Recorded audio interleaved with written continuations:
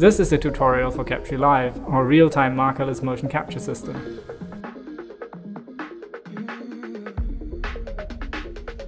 Hello, I'm Nils from the Captury, and we build markerless motion capture technology.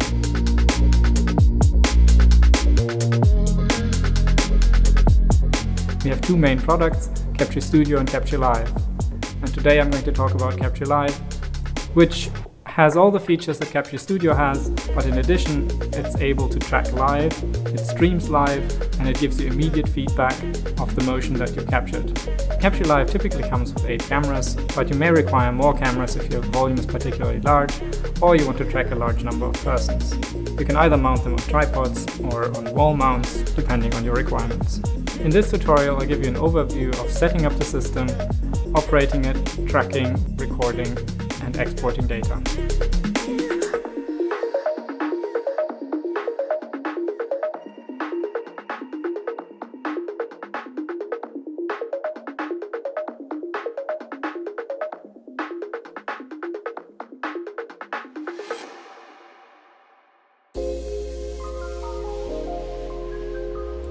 Alright, so this is the user interface of CapturyLive. You can double click and to switch between showing all cameras and showing a particular camera.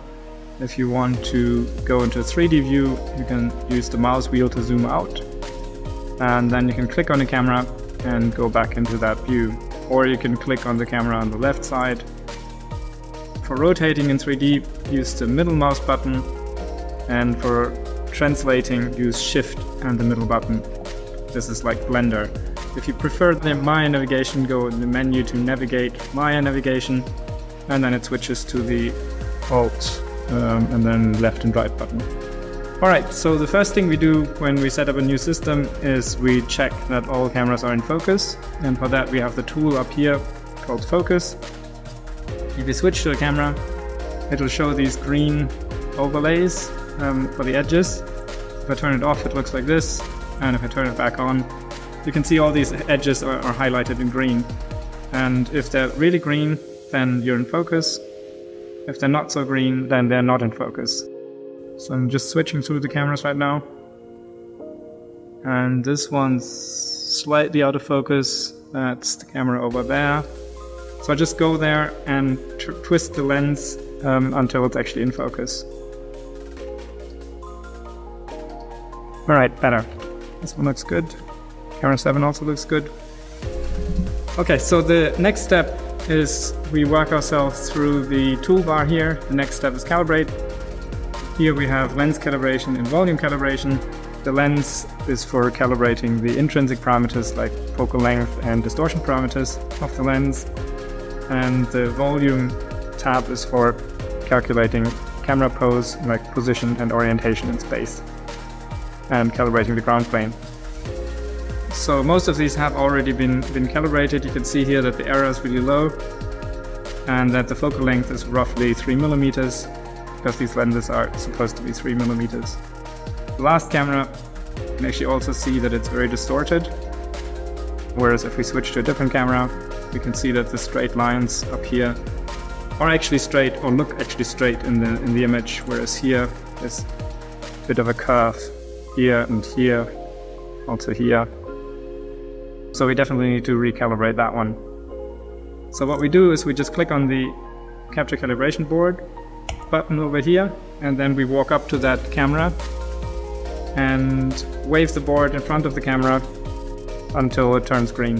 One interesting feature is that it automatically switches between cameras if you just walk up to the board when it's in capture mode. So like this.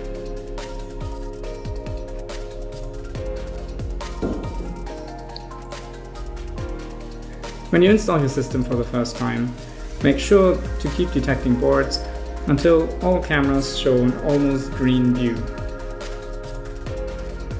Okay, so the next step in the calibration is the volume calibration. That's the tab over here. And there I also just hit Capture Calibration Board, but then I showed the board not to just one camera, but I kind of tried to stay in the center of the volume and show it to multiple cameras at the same time.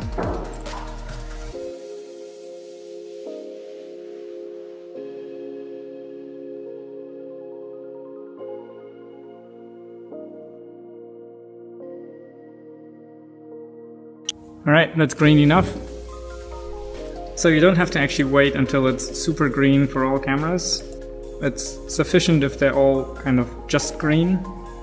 And then you just hit the calibrate button, and then you can actually see in the views that the cameras are actually, like, these overlays are on top of the actual cameras. So the only thing that's wrong now still is if we go into 3D view, we'll notice that all the cameras are actually below the ground. And that's because we haven't told it yet where the floor is. So we hit the continue button and we put the board on the ground somewhere in the center. And hit set floor. And now actually it also makes all the cameras upright. And the coordinate system is kind of at the corner of the board. If you have a board with the colored squares, then X will point along the red square, blue along the blue square, and green up. So that's pretty much it. That's all the setup we need. The next tab in the line is the track tab. With the track tab, you track, or you control the tracking.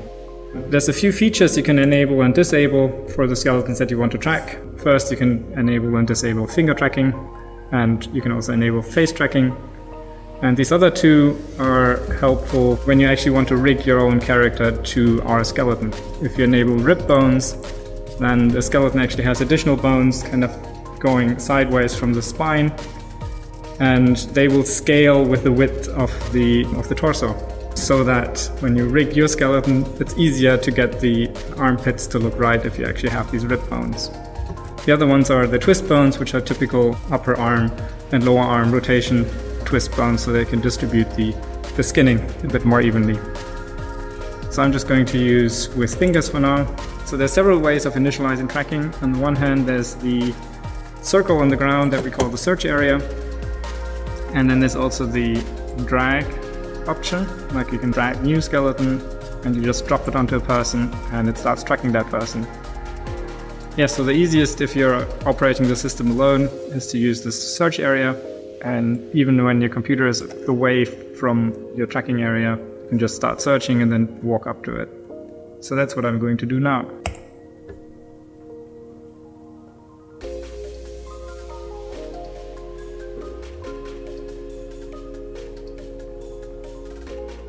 What you would see there was that when I walked into the area, it immediately started tracking me. But then I did some motions, and this was to help the system figure out like the actual dimensions of my body, like the length of my arms and legs. Yeah, so the idea is that you kind of try to elaborate all major bones. What I normally do is something like this. And yeah, it's like a 10-second initialization. And when you want to drag onto a person, you just kind of go like this. And you do the same thing.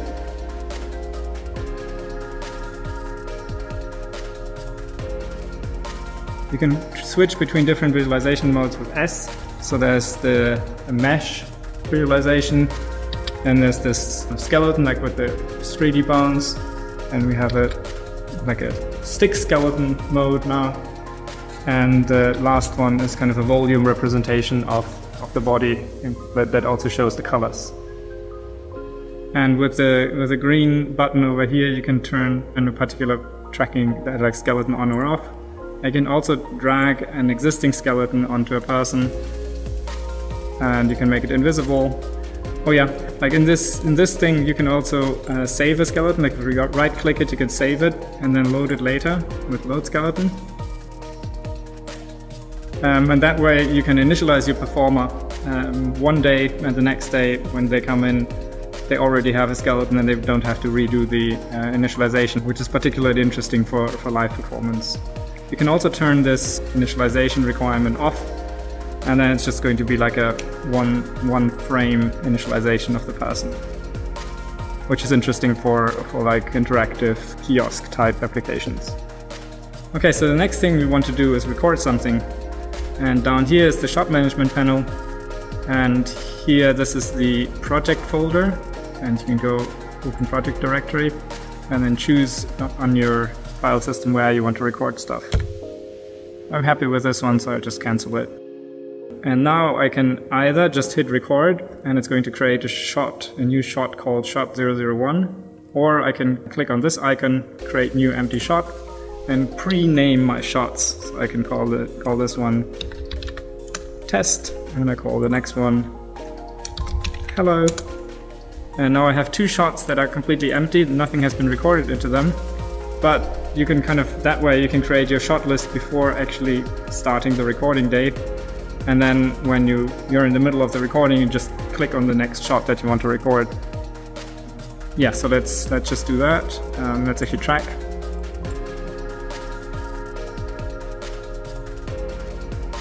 All right.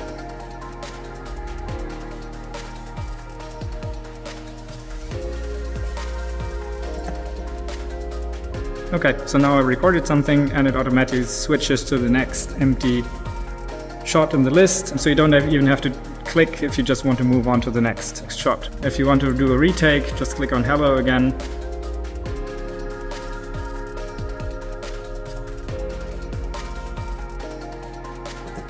Yep, that was a much better performance. And it automatically calls it take 002, so we'll just play it back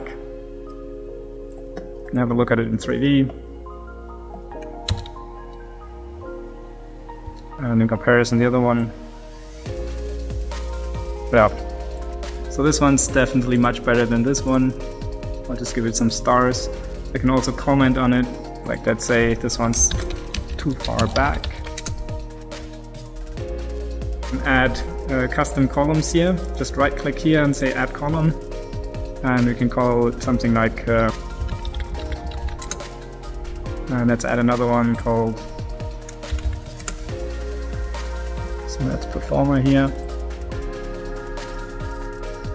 And customs at the end, so let's just move that up here.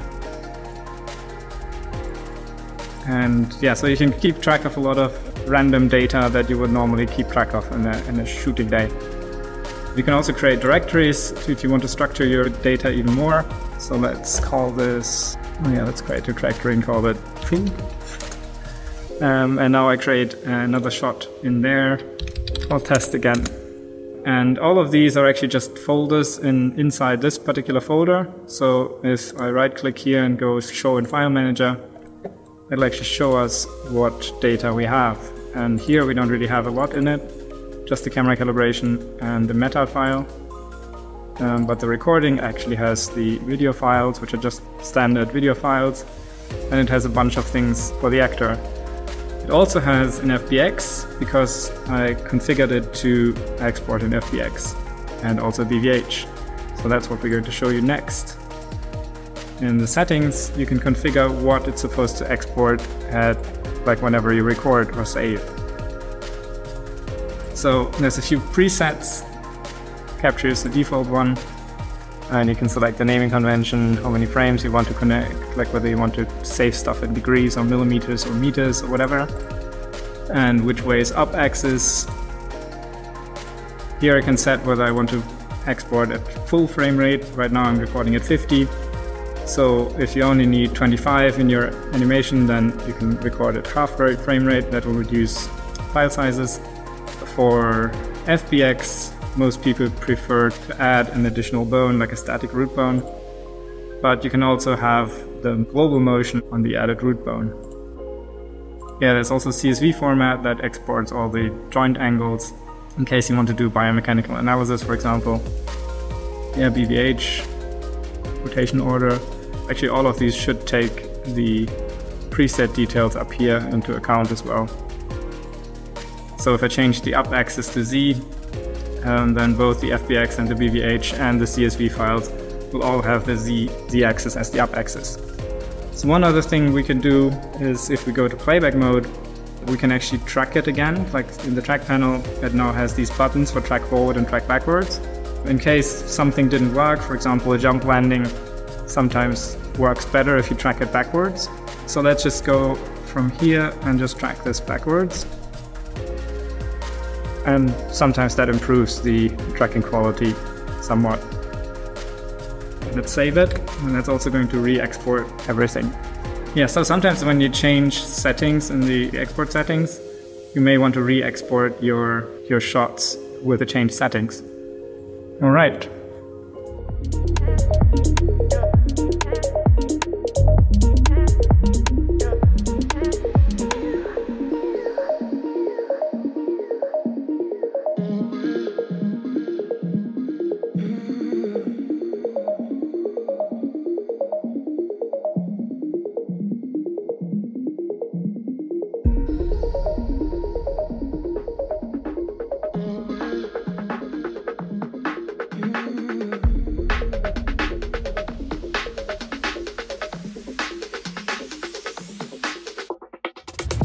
We'll describe the streaming setup in Unreal, Unity and Motion Builder in separate videos.